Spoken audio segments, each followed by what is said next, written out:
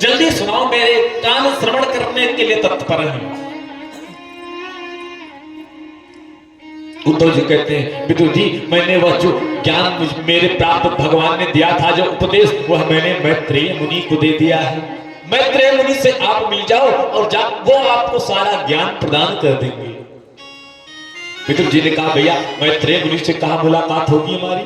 कहा इसी यमुना के तट पर चले जाना, धीरे धीरे कहीं ना कहीं तुम्हें मैत्रेय मुनि से साक्षात्कार हो जाए।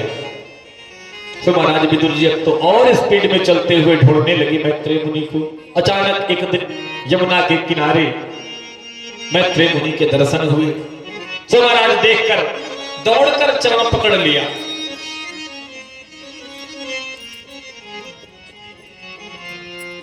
कि हे ऋषिवर, आप बताएं वह कौन सा ज्ञान जो गोविंद सिर्फ मेरे लिए देके गए हैं, मैं सुनना चाहता हूं।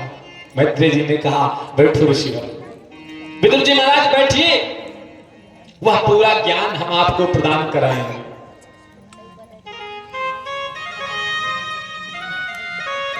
विदुर जी प्रश्न करने लगे और मैत्रेय मुनि उन प्रश्नों का उत्तर देने लगे। इसी उत्तरी में महाराज भागवत संहिता की रचना हो।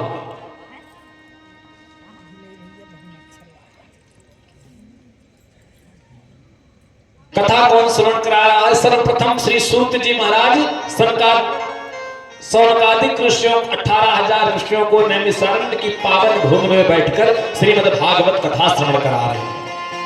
एक श्रोता 88,000, एक वक्ता 88,000 श्रोता। दूसरी कथा कहां चल रही है? बोले गंगा जी के किनारे हरिद्वार में श्री सनकादिक ऋषि चारों भाई नारद जी को, भक्ति महारानी को भागवत की कथा श्रवण करा रहे हैं। दूसरे नंबर के श्रोता और वक्ता हुए।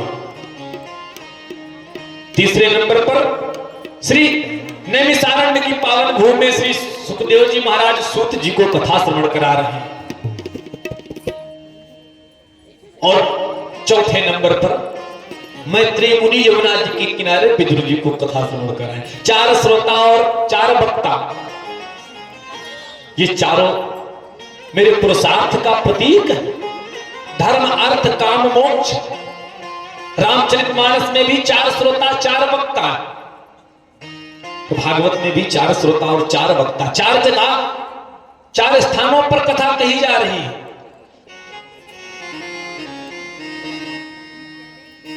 विदुर जी पूछते हैं, महाराज बताइए मुझे प्रारंभ से, सृष्टि के प्रारंभ से पूरी कथा बताओ। मैत्रेय मुनि कथा श्रवण कराते हैं कि विदुर जी महाराज, जब इस संसार में कुछ नहीं होता, सिर्फ जल होता है। एक नारायण क्षीर सागर में निवास करते हैं। बट वृक्ष के पत्ते पर महाराज करारविंदेन पदारविंदम मुखारविंदेन विनिवेशयन्तम वटस्य पत्रस्य पुटे शयानम बालम मुकुंदम मनसा स्मरामि। बट के पत्रे पर महाराज बैठे हुए भगवान अपने हाथों से अपने पैर को पकड़े हुए हैं और पैर के अंगूठे को मुख में रखे हुए हैं।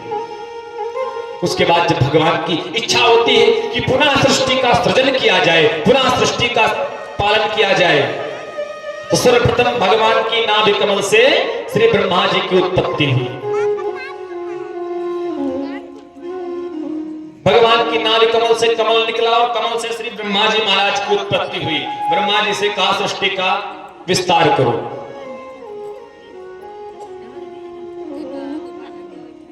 तो ब्रह्मा जी ने सृष्टि का रचना करना प्रारंभ कर दिया। सबसे पहले ब्रह्मा जी ने 4 कुमारों को जन्म दिया। सनत, सनंदन, सनातन, सनत कुमार। इनसे कहा सृष्टि का क्रम आगे बढ़ाओ। सो इन्होंने तो हाथ जोड़ लिया, महाराज मुझे इस चक्कर में बिल्कुल नहीं पड़ना, मैं तो सिर्फ भगवान का भजन करूंगा। ब्रह्मा जी को बात अच्छी नहीं लगी। प्रथम पुत्र है, प्रथम पुत्र नहीं, मेरी बात नहीं मानी, अब क्या करें? सो महाराज ब्रह्मा जी ने दूसरी बार 10 पुत्रों को जन्म दिया।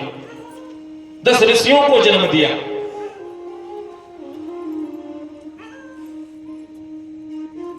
उनसे कहा सृष्टि करो, सो उन्होंने कह दिया महाराज हमें इस झंझट में मत फंसाइए, हम तो भगवान का, अपने बड़े भाइयों का ही अनुसरण करेंगे, भगवान का ही भजन करेंगे। सो भगवान ब्रह्मा जी को लगा कि ये मेरे कोई पुत्र मेरी बात मान ही नहीं रहे।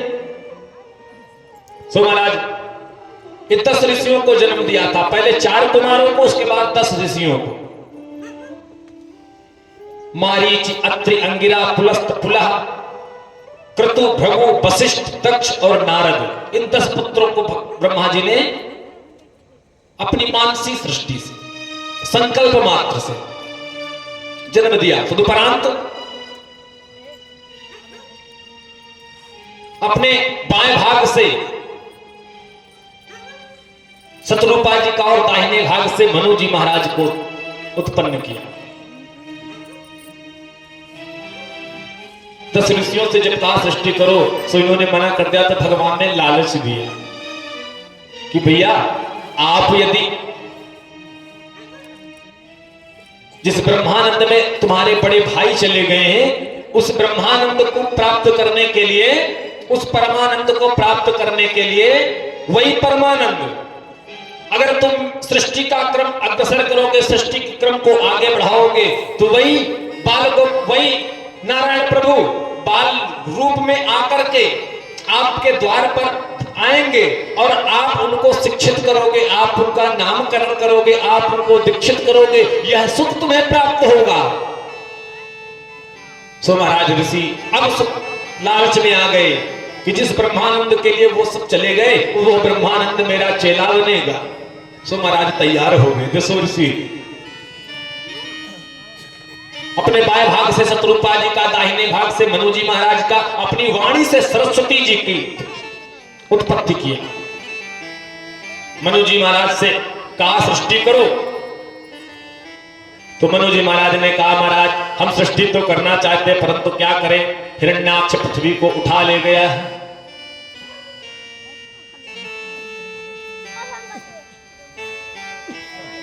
हिरण्याक्ष पृथ्वी को उठा ले गया है, पाताल में ले जाकर के रख दिया।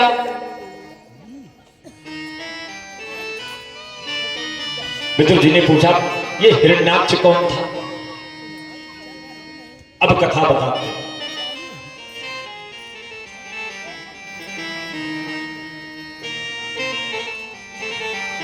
मैत्रेय जी कहते हैं विदुर जी महाराज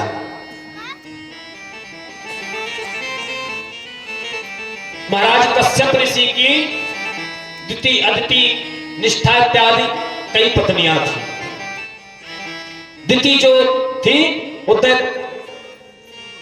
दैत्यों की माता हुई और अदिति देवताओं की माता। एक समय कश्यप ऋषि जी महाराज सायंकालीन वेला में संध्या वंदन कर रहे थे, उसी समय द्वितीय महारानी गई और कामजर से पीड़ित होकर द्वितीय महारानी गई और जाकर के उन्होंने कहा महाराज इस समय मेरी रति करने की इच्छा है, मेरी इच्छा को पूर्ण करो। सो कश्यप ऋषि ने कहा देवी यह ऐसा घोर तमा वेला, यह घोर तमा सायंकालीन की वेला है। इस समय भगवान शिव अपने अनुकरणों के साथ संसार में विचरण करने निकलते हैं। इस समय अगर इस समय जो रति करेगा उससे जो पुत्र प्राप्त होगा वो महाराज राक्षसी प्रवृत्ति का होगा, क्योंकि यह ऐसा घोर तमा बेला, यह रात्रि की बेला है। परंतु द्वितीय महारानी ने नहीं मानी, तो भगवत इच्छा मानकर कश्यप ऋषि ने द्वितीय महारानी को संतुष्ट किया। कामजोर शांत होने के बाद अब पश्चाताप हुआ द्वितीय को कि हे मैंने गलत कर दिया। परंतु अब क्या होगा?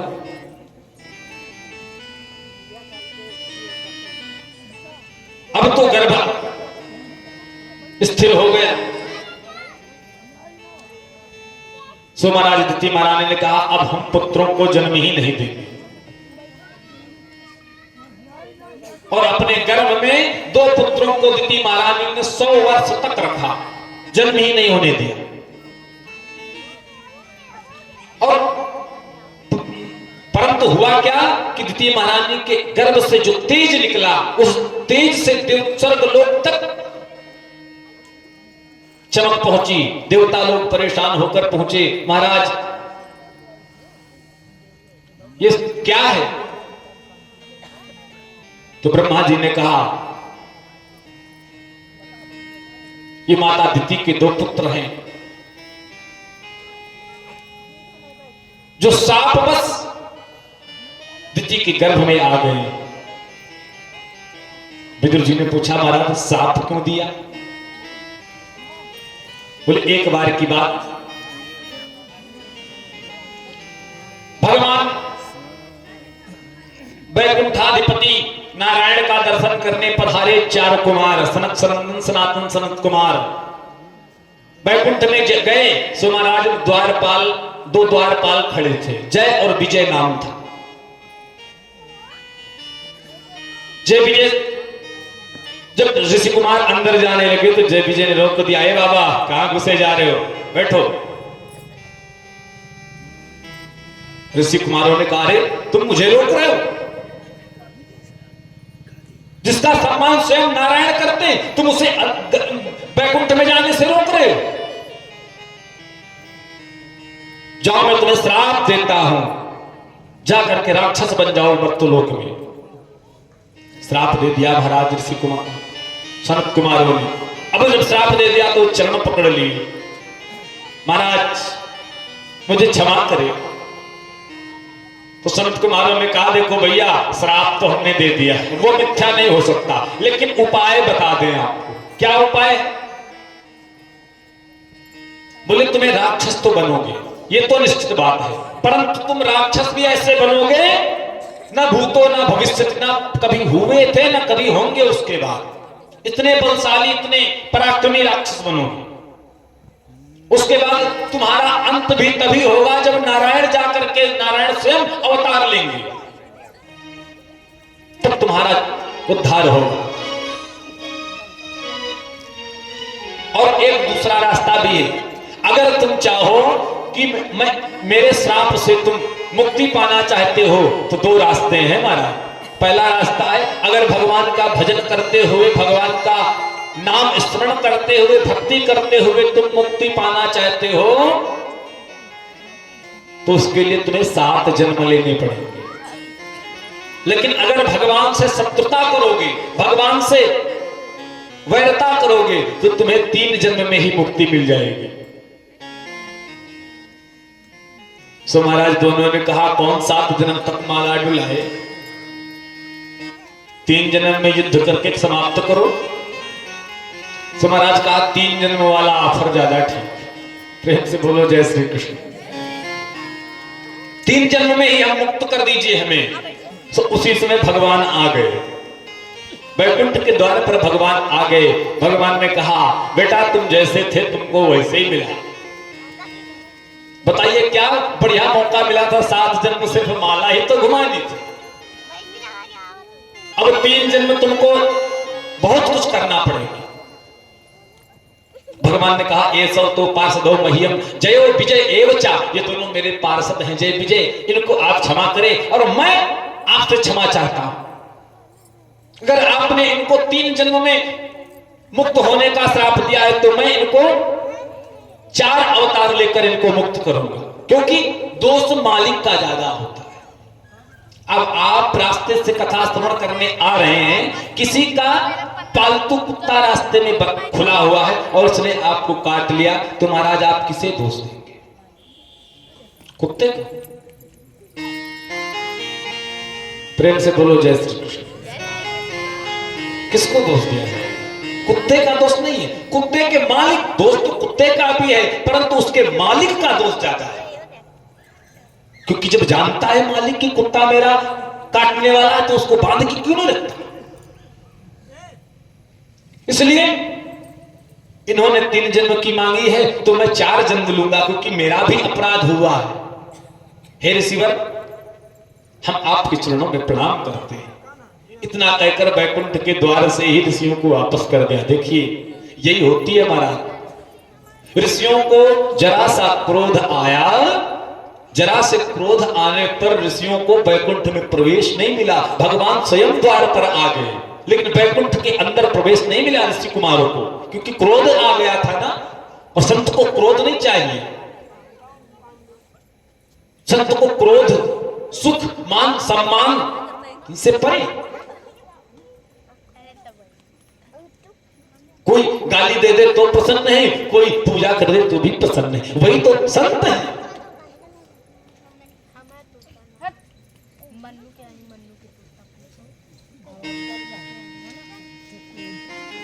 इसलिए मैं 4 जन्म लूंगा। तो एक जन्म में महाराज हिरण्याक्ष और हिरण्याकश्यप 2 भाई हुए, जय और विजय। तो भगवान ने 2 अवतार लिया। वाराह का रूप बनाकर भगवान ने हिरण्याक्ष का वध किया और नृसिंह का रूप बनाकर भगवान ने हिरण्याकश्यप का वध किया। 2 अवतार भगवान ने लिए। तीसरा अवतार भगवान ने राम के रूप में लिया, ले जाकर के रावण और कुंभकर्ण को हना। और चौथा अवतार भगवान ने श्री बालकृष्ण के रूप में लिया, जो कंस और शिशुपाल को। 4 अवतार भगवान ने लिया, क्योंकि कहा मेरा दोष ज्यादा है। ये वही हिरण्याक्ष है, उसी श्राप बस माता दिति के गर्भ में आ गए हैं। और इतना तेज निकला गर्भ से कि देवता भी परेशान हुए, देवता भी संतप्त हो गए उस तेज से। देवता भी संतप्त हो गए उस तेज से। देवताओं ने कहा महाराज इसका कोई उपाय। तो देवताओं ने, ब्रह्मा जी ने आदेश किया दिति महारानी से कि अब आप अपने गर्भ को जन्म दें। दिति महारानी ने जन्म दिया। 100 वर्ष के तो महाराज वो जन्म लेते ही हो गए थे। तो तुरंत उठे और उठ करके कहा अब मैं जाकर के सिर्फ तपस्या करूंगा, भगवान का स्मरण करूंगा, भगवान का नाम लूंगा। जाकर के हिरण्याक्ष और हिरण्याकश्यप दोनों भाइयों ने महाराज बहुत घोर तपस्या की। भगवान का कीर्तन करते हुए, भगवान का भजन करते हुए घोर तपस्या की। आइए हम लोग भी थोड़ा सा भगवान के भजन को गुनगुना लें, भगवान के कीर्तन को स्मरण कर लें। सभी लोग भक्ति और भाव के साथ 2 बार आइए, सभी लोग भक्ति भाव के साथ।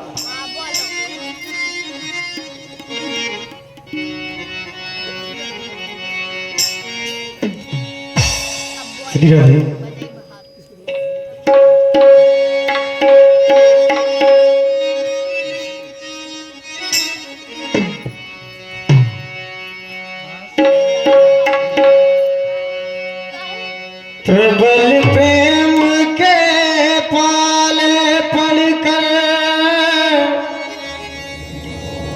प्रबल प्रेम के पाले पढ़कर, प्रभु का नियम बदलते देखा। अपना मान टले टल जाए, अपना मान टले टल जाए, पर भक्त का मानना टलते देखा।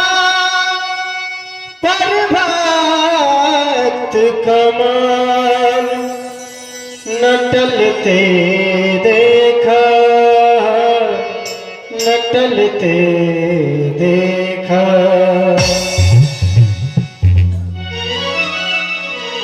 इसलिए कहा गया न जाने कौन से गुड़ पर, पता नहीं कब किस पर किस रूप में कृपा हो जाए ईश्वर की। इसलिए आइए सभी भक्त मिलकर बड़े भाव के साथ भजन का आनंद लेते हैं। न जाने कौन से गुड़ पर दया नदी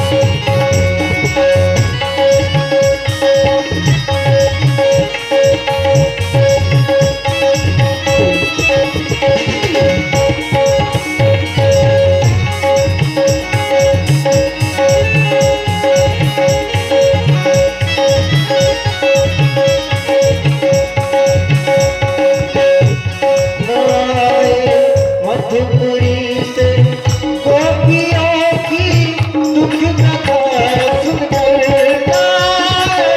मधुपुरी से गोपियों की दुख कथा सुनकर गाए।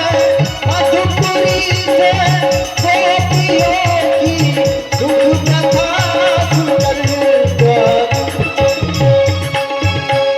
द्रौपदी की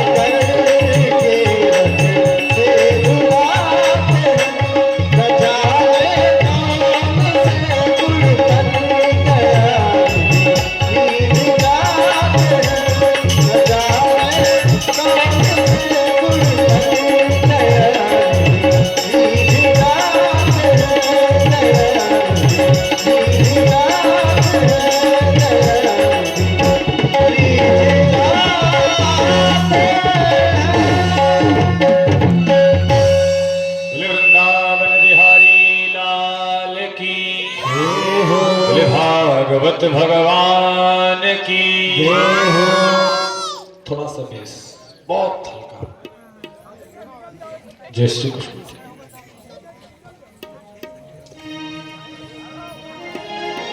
महाराज हिरण्याक्ष और हिरण्याकश्यप दोनों ने जाकर बहुत तप किया।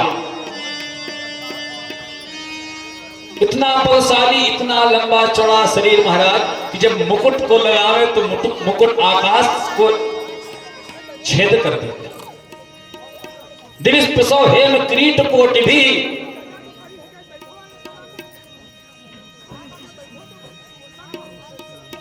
तप करके बहुत साला बल प्राप्त करके वापस आ गए। सो महाराज कह दिया, बड़े थे हिरण्याक्ष, छोटा भाई था हिरण्याकश्यप। हिरण्याक्ष ने कहा, भैया बल पौरुष बहुत मिल गया है पर कोई लड़ने वाला नहीं मिला, पर कोई लड़ने वाला नहीं मिला। चलो चलते ढूंढते कोई लड़ने वाला भी तो हो। इतना हम बल बनाए बैठे शरीर में, कोई हमसे कुश्ती ना लड़े महाराज तो क्या मतलब है बच्चे। प्रेम से बोलो जय श्री कृष्ण। सब बच्चे भी बड़ा ध्यान से सुनते हैं, वास्तव में चाहिए। एक जगह कथा में पांडाल बनाया गया, तो वहां पांडाल में सामने लिखा जाए कृपया बच्चे प्रवेश ना करें। पहले दिन की कथा थी, जब मैंने देखा कि उसमें लिखा है कि कृपया बच्चे प्रवेश ना करें, तो हमने कहा पहले इसको हटाओ यहां से। अरे ये हमारा भविष्य है माई बाप, अगर हम बच्चों को नहीं सिखाएंगे तो ये आगे चलकर जानेंगे कैसे। एक बच्चे से हमने पूछा, इंग्लिश मीडियम का बहुत बड़ा टॉपर था वो, तो हमने पूछा भैया राम जी के पिताजी का नाम जानते हो? उसने कहा बहुत अच्छी तरह से। हमने कहा क्या नाम? कहा रावण। प्रेम से बोलो जय श्री कृष्ण। आवाज नहीं आई, इतने लोग आ गए लेकिन आवाज नहीं आई। तो महाराज इंग्लिश मीडियम में जरूर पढ़ाइए, खूब अंग्रेज बनाइए, लेकिन सत्संग भी जरूर कराइए। अगर सत्संग नहीं कराएंगे ना तो संस्कार विहीन हो जाएंगे। विद्यालय में, चूंकि विद्यालय महाराज विद्या नहीं देती, बिजनेस चल रहा। आपको लगता है कि विद्यालय में विद्या का दान होता है? दान नहीं होता, बिजनेस है। अब बिजनेस में व्यक्ति अपना फायदा देखता है, आपका लाभ नहीं देखता। आपके अंदर संस्कार हो ना हो कोई फर्क नहीं पड़ने वाला। 4000 रुपए महीने की फीस मेरे पास आनी चाहिए। बिजनेस चल रहा है महाराज, इसलिए बच्चों को अवश्य कथा स्मरण कराएं।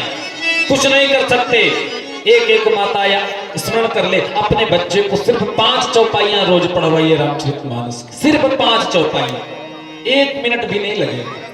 5 चौपाई पढ़ लीजिए, बस समझ लीजिए उन चौपाइयों को क्या है। अगर आप 5 चौपाई पढ़ेंगे और बच्चे के हृदय में एक भी चौपाई प्रवेश कर गई तो आप जानते क्या होगा? प्रातः काल उठ के रघुनाथा और मात पिता गुरु ना वही माथा। भगवान का चरित्र देखिए, आय सुमांगी करई पुर काजा, देखी देखी हर सही मन राजा। राम जी का चरित्र देखिए, प्रातः काल उठते अपने गुरुजनों को, अपने श्रेष्ठ को, अपने पिता माता को प्रणाम करते हैं। आय सुमांगी करई पुर काजा, जब थोड़ा सा बड़े हो गए तो युवराज हो गए ना राम जी, तो युवराज होने के बाद राज्य भी देखने लगे। तो आय सुमांगी, आज्ञा पिताजी की लेकर तब कोई कार्य करते हैं।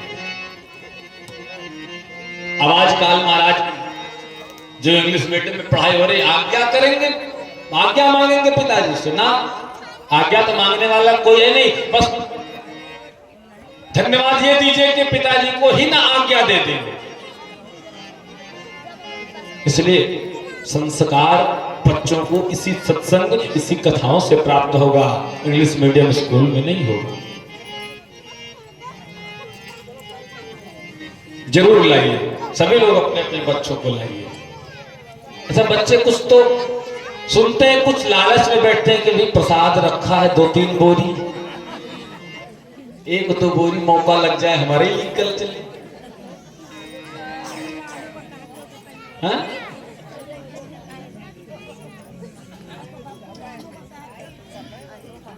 बोले भागवत भगवान की। हिरण्याक्ष और हिरण्याकश्यप ने बहुत बल प्राप्त किया, तो आकर के कहा कि भैया कोई लड़ने भिड़ने वाला तो है नहीं, किससे लड़े? तो क्या किया? देखा कि पृथ्वी माता जल में रखी हुई है। ये पृथ्वी जल पर ही तो टिकी है महाराज, जल पर ही पृथ्वी टिकी हुई है। इसके चारों तरफ जल है, बीच में पृथ्वी पे 3 हिस्सा जल है, एक हिस्सा में पृथ्वी है महाराज। तो हिरण्याक्ष ने क्या किया कि कोई दिखाए नहीं, तो उसने पृथ्वी को उठाया और उठा करके पाताल में लेके चला गया। इधर ब्रह्मा जी ने मनु महाराज से कहा, महाराज पुत्र जाओ सृष्टि का विस्तार करो। सो मनु महाराज ने कहा, महाराज हम सृष्टि का विस्तार तो जरूर करना चाहते हैं, परंतु क्या कहे हिरण्याक्ष तो पृथ्वी को ही उठा ले गया पाताल में। जब ये सुना तो ब्रह्मा जी को थोड़ा सा क्रोध आया। क्रोध आते ही ब्रह्मा जी को छींक आ गई, और छींक आते नासिका से, ब्रह्मा जी की नासिका से एक मच्छर के समान जीव निकला, और देखते ही देखते महाराज वह पर्वताकार रूप में परिणत हो गया। वो साक्षात भगवान नारायण सूकर का अवतार लेकर आ गए।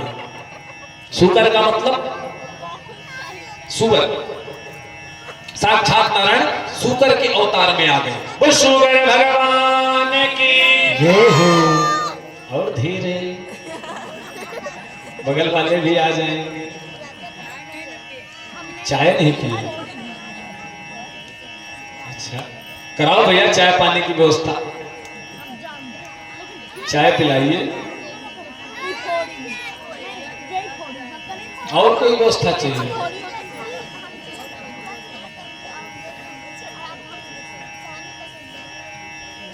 वराह भगवान ने जब देखा पृथ्वी को हिरण्याक्ष उठा ले गया, सो महाराज वराह भगवान सूकर के रूप में पाताल लोक चले गए। तो सूकर का लंबा सा थूथन होता है, लंबा सा, और बड़े बड़े किसी जो पुराने सूकर हो जाते हैं उनके दांत भी बगल से निकल आते हैं, बड़े हो जाते हैं जो। तो हिरण्याक्ष गए, भगवान वाराह रूप में गए, और वाराह उसी सूकर के रूप में जो आगे थूथन होता है उसी पर पृथ्वी को रखा और रखकर ऊपर लेकर आने लगी। इधर हिरण्याक्ष लड़ने के लिए ढूंढते ढूंढते अचानक से नारद जी से मुलाकात हो गई। सो नारद जी को पकड़ लिया, ए बाबा कहां भागे जा रहे हो नारायण नारायण चिल्लाते हुए? केवल नारायण ही चिल्लाना जानते हो कि कुछ लड़ना भिड़ना भी जानते हो? नारद जी ने कहा, भैया हम लड़ना भिड़ना तो नहीं जानते, हाँ एक चीज जानते हैं। क्या? बोले कहो तो जिससे कहो उससे लड़ा भिड़ा अच्छे से देंगे, विधिवत लड़ाई होगी महाराज। और ये नारद जी की विशेषता है, जहां कहीं लड़ाई हो रही हो नारद जी को भेज दीजिए, लड़ाई बंद। जहां बड़ा प्रेम हो लड़ाई ना हो रही हो नारद जी को भेज दीजिए, लड़ाई प्रारंभ। ये नारद जी की विशेषता है। नारद जी ने कहा लड़ना भिड़ना तो हम नहीं जानते, लेकिन लड़ाना भिड़ाना खूब जानते हैं। तो बताओ किसी योद्धा का नाम? तो बोले जाओ देखो पाताल लोक से पृथ्वी को लेकर एक वाराह आ रहा है, जाओ लड़ लो। वराह भगवान का रास्ता दिखा दिया हिरण्याक्ष को नारद जी ने। इधर देवता भी परेशान महाराज, हिरण्याक्ष जिधर भी जाता सब अपना अपना स्थान छोड़ के भग जाते, इतना बलशाली था। जब वराह भगवान को ले जाते देखा तो बड़ी जोर से चिल्लाया,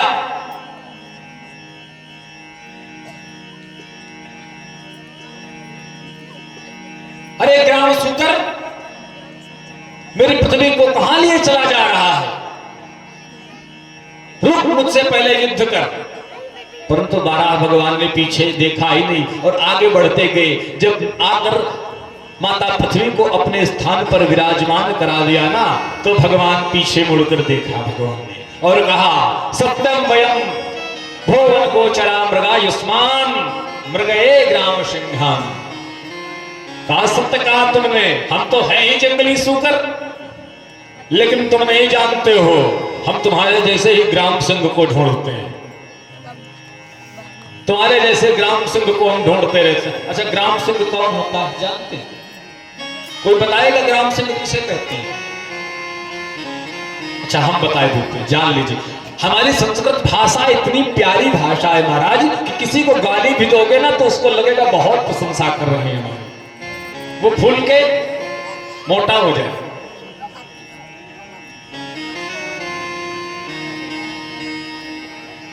भगवान ने कहा हम तुम्हारे जैसे ग्राम सिंह को ढूंढते हैं। ग्राम सिंह कहते हैं कुत्ते को। अच्छा, किसी को आप बुलाइए और उसको कुत्ता कह दीजिए तो क्या होगा महाराज? अगर उसके बल में होगा तो वो 2-4 मुक्का लगा के जाएगा, तो नहीं होगा तो बेचारा सुन के जाएगा। लेकिन किसी को बड़े प्रेम से कहिए, आओ भाई ग्राम सिंह पधारिए, तो ग्राम सिंह कहते हैं कुत्ते को, जो अपने गांव का शेर होता है। लोग कहते हैं ना गांव के बड़े शेर, अपने गांव में तो कुत्ता भी शेर होता है। ये वही है ग्राम सिंह, गांव के शेर। अपने गांव में चिल्लाएंगे, दूसरे गांव में दुम दबा के भग जाएंगे। भगवान ने कहा तुम्हारे जैसे ग्राम सिंह को कोई ढूंढते हैं। संस्कृत भाषा में भगवान ने तुरंत महाराज आया हिरण्याक्ष और भगवान वराह के रूप में भगवान से युद्ध करने लगा। सभी देवता चारों तरफ स्वर्ग में खड़े होकर देख रहे हैं, प्रतीक्षा कर रहे हैं, प्रभु जल्दी से इसका उद्धार कीजिए, प्रभु जल्दी से इसको मुक्त कीजिए, इसने बहुत सताया है हम देवताओं को। भगवान हिरण्याक्ष से खेल रहे हैं, धीरे धीरे धीरे धीरे भगवान खेल रहे हैं। देवता लोग भगवान की बहुत स्तुति कर रहे हैं कि प्रभु जल्दी से इसका उद्धार कीजिए, हम सब बहुत दुखी हैं। भगवान ने क्या किया? भगवान ने इतना जोर से जब भगवान को लगा कि देवता डरने लगे तो भगवान ने एक जोर से, इतना जोर का एक झापड़ मार दिया कि हिरण्याक्ष उसी समय गिर गया और उसकी बड़ी बड़ी आंखें बाहर निकल आई और उसी समय उसका गोविंदाय नमो नमः हो गया। प्रेम से बोले हिरण्याक्ष भगवान की। हमारे भारत की जनता महाराज बड़ी भोली है, किसी की भी जय जयकार करवा लो। हमने भगवान का तो नाम लिया नहीं तो हिरण्याक्ष को तो जयकारा लगवाया था, आप लोगों ने जोर लगा के। प्रेम से बोलो राधे राधे। नहीं मानेंगे, फिर से बोलिए। जब तक आवाज नहीं समझ में आएगी तब तक नहीं आगे बोलेंगे, बस केवल राधे राधे। प्रेम से बोलो राधे राधे। महाराज बड़ी बड़ी आंखें हिरण्याक्ष की निकल आई। अब देवताओं को लगा कि पलट गया ये तो गया काम से, इसका गोविंदाय नमो नमः हो गया। सो देवता आए, आकर सोचा कि चलो भाई भगवान की कुछ स्तुति तो कर दें। अरे परमात्मा प्रभु ने उसको उद्धार कर दिया, उससे चलकर उनकी स्तुति तो कर दें। अब देवता लोग हिरण्याक्ष से इतना डरे हुए हैं महाराज, इतना डरे हुए हैं कि खुलकर स्तुति भी भगवान की नहीं कर पा रहे। हाथ जोड़कर भगवान के समीप कहते हैं, प्रभु धन्य है ऐसे, धन्य है ऐसा या ऐसा राक्षस, धन्य है ऐसा दैत्य महाराज जो मरने के बाद भी, देखो इसकी बड़ी बड़ी आंखें मरने के बाद भी आपको देख रही हैं। अरे इसी के लिए तो ऋषि मुनि जीवन भर तप करते हैं, यज्ञ करते हैं कि जब हमारा अंत हो तो भगवान मेरी नजरों के सामने हो। देखो प्रभु इसको आपने कैसी गति प्रदान की है, इससे बड़ा सौभाग्यशाली तो इस संसार में कोई हो ही नहीं सकता। भगवान को लगा कि ये देवताओं को भी मेरी शक्ति पर भरोसा नहीं है, देवताओं को लग रहा है कि ये मरा नहीं, इसलिए भगवान अच्छे से, देवता लोग अच्छे से भगवान की स्तुति नहीं कर रहे हैं कि अभी हो सकता है कि ये बेहोश हो, मूर्छित हो, अभी इसको होश आ जाए। जब होश आए तो कहे बड़ी बुराई कर रहे थे ना हमारी, दुष्ट दुष्ट करके, आओ अब बताते हैं। प्रेम से बोलो जय श्री कृष्ण। तो भगवान ने अपने पैर से हिरण्याक्ष को शरीर ठेल दिया। जब ठेला तो देखा हिरण्याक्ष वास्तव में चला गया। अब भगवान की स्तुति कर रहे देवता, प्रभु धन्य है आपने इस दुष्ट से हमको मुक्त कर दिया। महाराज जब से आया है तब से अपने स्वर्ग में भी नहीं रहने देता। हिरण्याक्ष का उद्धार हुआ। भगवान पूरा बड़ा का रूप जाकर अपने धाम को गए। बोले बाराह भगवान की। अच्छा अब की बार कुछ लोग सतर्क हैं कि न बोले, कितने लोग नहीं बोले? सबने तो नहीं बोला कि आवाज नहीं आई। इसी तरह धीरे धीरे लगाए रहिए आवाज जयकारा। जैसे जयकारा लगता रहेगा तो लग जाएगी ये लगन धीरे धीरे। जब धीरे धीरे हम करते रहेंगे महाराज तो क्या होगा? अरे लग जाएगी ये लगन धीरे धीरे, मेरा सांवर से होगा मिलन धीरे धीरे, सांवर से होगा। लग जाएगी ये लगन धीरे धीरे, लग जाएगी ये लगन धीरे धीरे, मेरा सांवर से होगा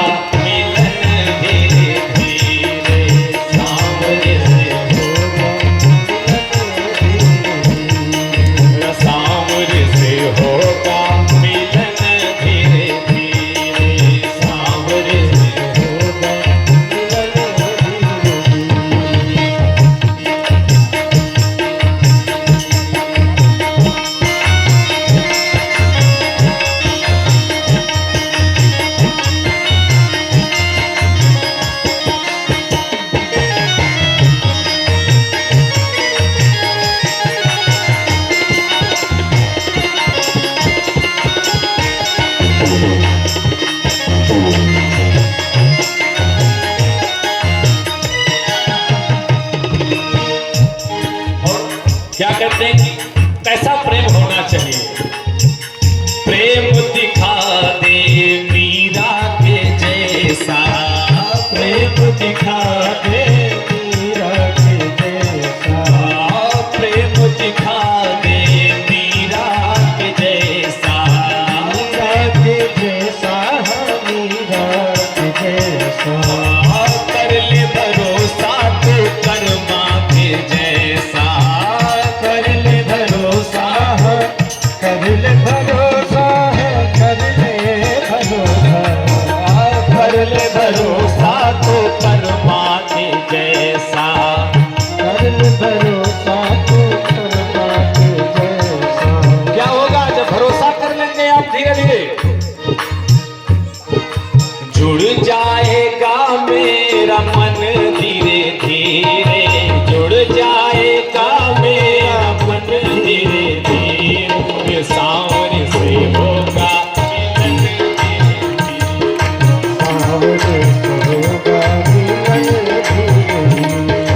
सांवर से होगा मिलन धीरे धीरे, सांवर से होगा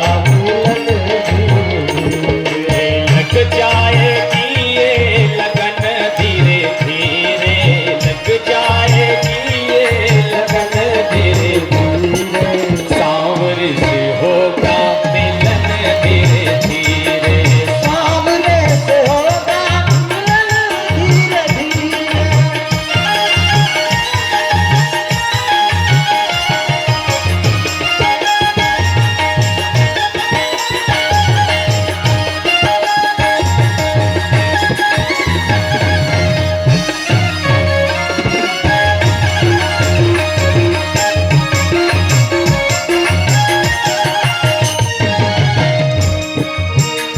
और क्या, जब मन लगने लगेगा तब क्या होगा? जैसे हमारा थोड़ा सा मन लगा बड़े तो क्या करेंगे? कर दे तू अपना सब कुछ समर्पण, कर दे तू अपना सब कुछ समर्पण, कर दे तू अपना सब कुछ समर्पण, कर दे तू चरणों में कर दे तू खुद को भी अर्पण, चरणों में कर दे तू खुद को भी अर्पण, चरणों में कर दे तू खुद को भी अर्पण, चरणों में कर दे तू खुद को भी अर्पण। और क्या होगा जब हम समर्पित हो जाएंगे भगवान के प्रति तो अपने आप ही जुड़ जाएगा मेरा मन धीरे धीरे, जुड़ जाएगा मेरा मन धीरे धीरे, सांवर से होगा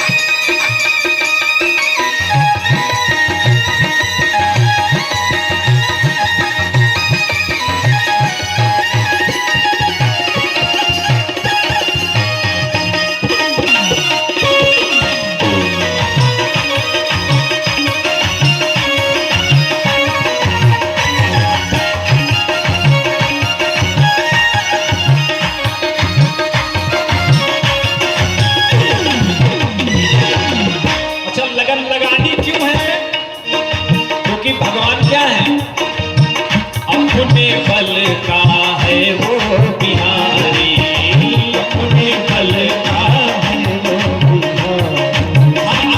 हम आप किसी दूसरे के बल पे फूलते हैं महाराज। हमारे चाचा विधायक हैं, प्रेम से बोलो जय श्री कृष्ण। हम आप दूसरे के बल पे फूलते हैं, लेकिन मेरे ठाकुर जी का दूसरे का बल नहीं, अपना स्वयं का बल है। अपने बल का है वो बिहारी, अपने बल का है वो बिहारी, अपने बल से करे रखवारी,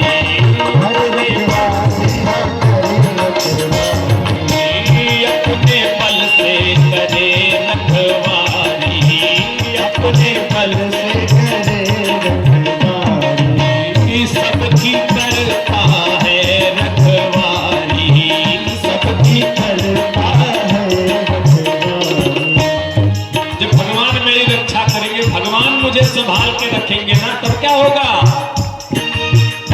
तब खिल जाएगा ये चमन धीरे धीरे, खिल जाएगा ये चमन धीरे धीरे, सांवर से होगा मिलन धीरे धीरे, सांवर से होगा, सांवर से होगा मिलन धीरे धीरे,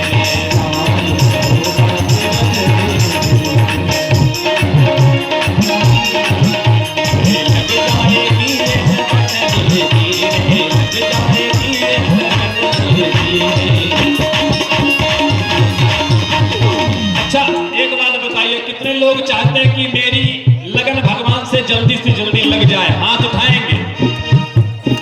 अब बोलिए, लग जाएगा ये लगन धीरे धीरे, लग जाएगा ये लगन धीरे धीरे, सांवर से होगा मिलन धीरे धीरे,